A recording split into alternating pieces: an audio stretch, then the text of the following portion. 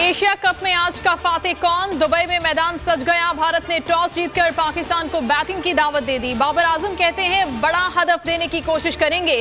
कौमी cricket team में 3 fast bowler शामिल किए। रोहित शर्मा ने कहा पाक भारत मुकाबला सबके लिए अहम होता है, सिर्फ टॉस नहीं मैच जीतना अहम होता है।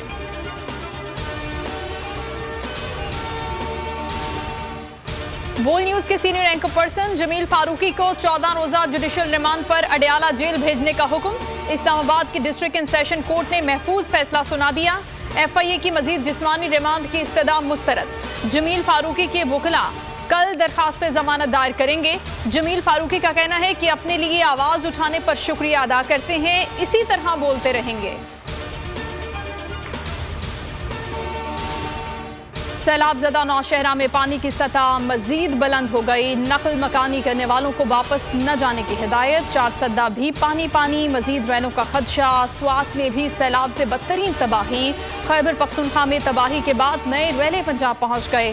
मियांवाली में रेस्क्यू ऑपरेशन। राजनपुर कोट अद्दू के मकाम पर दरिया सिंध में ऊंचे दर्जे का सैलाब। नशेबी इलाके पहले ही खाली करा लिए गए। बलूचिस्तान में सैलाब की तबाहकारियां, जमीनी राब्ते अब तक बहाल न हो सके। ज़ियारत समेत कई शहरों के नशेबी इलाकों से पानी की निकासी न हो सकी। मुतासरीन के नुकसानात की तलाफी अब तक न हो सकी।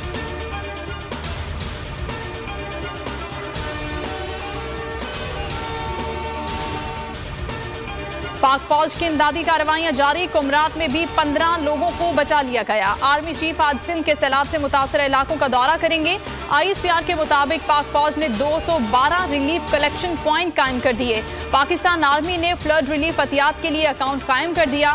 पाक फौज का स्वात में रिलीफ एंड रेस्क्यू ऑपरेशन। 110 अफराद को निकाल लिया। जैकबाबाद और कब्बर शहदाद कोट में भी पाक फौज और पाक बहरिया की इमदादी कार्रवाइयां जारी। और वफाकी हुकूमत सैलाब मुतासरीन की मुश्किलात कम न कर सकी। वजीर आजम की आनिया जानिया। शहबाज शरीफ का जाफराबाद का दौरा। मुतासरीन की इमदाद और बहाली पर ब्रीफिंग। सिंध के सैलाब ज़दगान के लिए 15 अरब, बलोचिस्तान के लिए 10 अरब ग्रांट का ऐलान। मैं हूं जैस्मीन मंजूर और आप मुझे देखेंगे सिर्फ बोल पर।